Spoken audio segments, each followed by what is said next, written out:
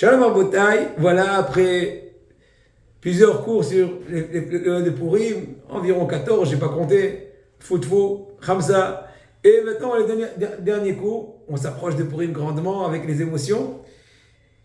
Alors, on va quand même parler un peu du lendemain de Purim, ou plutôt la veille du 15. Donc, cette année, ça va être le dimanche soir, l'El Tedvav, la nuit du Purim de Jérusalem et compagnie.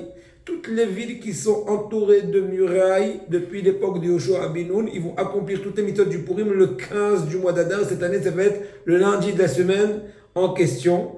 On va mentionner dans Arvit Alanissim, on va lire la Megillah, donc je parle de Jérusalem et compagnie, comme toutes les lois du 14 pour la majorité des autres villes, ainsi pour le 15 pour les villes. Maintenant, les villes aussi qui ont un doute.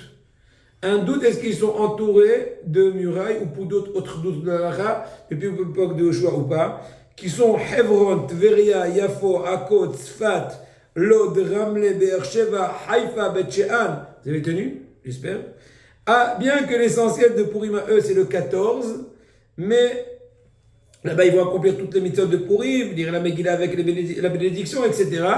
Mais ils vont quand même accomplir le 15 Adar à cause du doute. Ils vont dire Alanissim aussi, et dans la Tfilat d'Arvit, ils vont lire la Megillah sans brachot.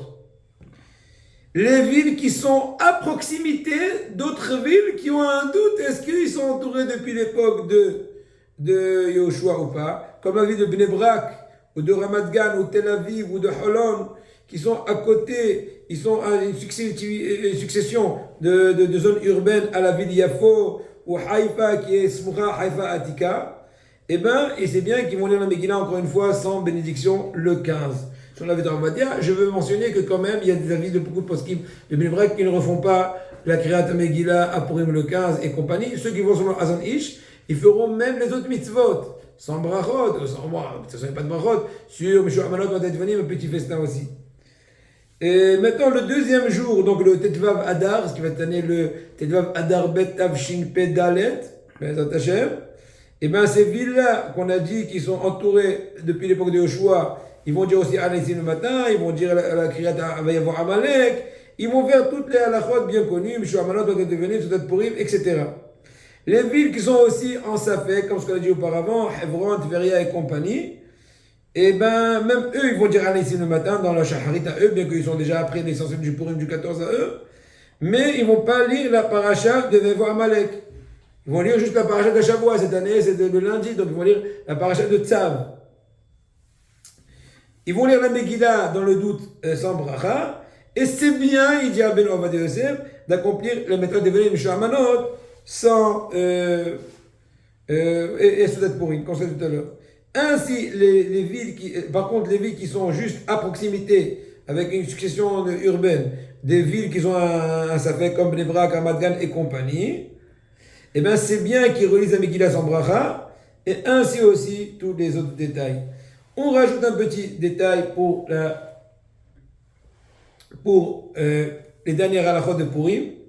On ne dit pas Tahanoun, donc Hachamnou, etc., le 14 et le 15 Adar, même pour ceux qui sont dans les villes qui font Purim que le 14, parce que ça s'appelle Shushan Purim. On a l'habitude de ne pas faire de travail le jour de Purim dans les villes le 14 Adar pour les villes régulières et les villes qui sont entourées le 15.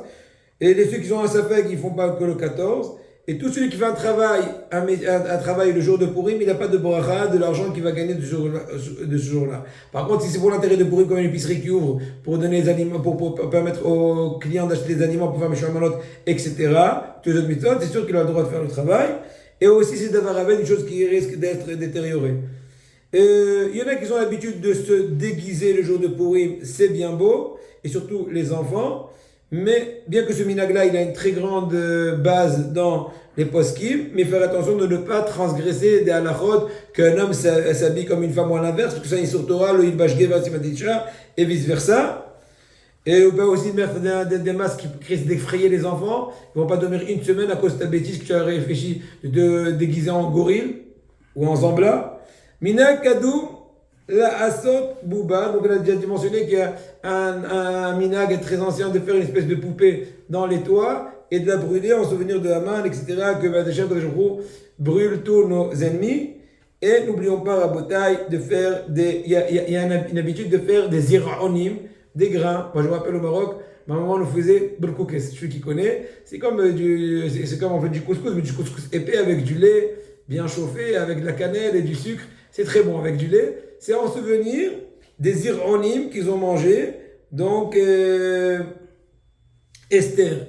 Esther était entre guillemets végétarienne, puisqu'elle ne pouvait pas manger dans la maison de Hachvérosh des choses trèfles. Ou il y a aussi un souvenir de Daniel qui était en prison à Nabucodonosor 9 ans avant, etc. Il y en a qui font le samboussak, qui s'appelle krepler en yiddish, batsek memoulé, avec des quitinotes, etc. Ils mettent des quitinotes dessus. Bon, en tout cas, bon appétit à tous et préparez-vous bien pour Purim.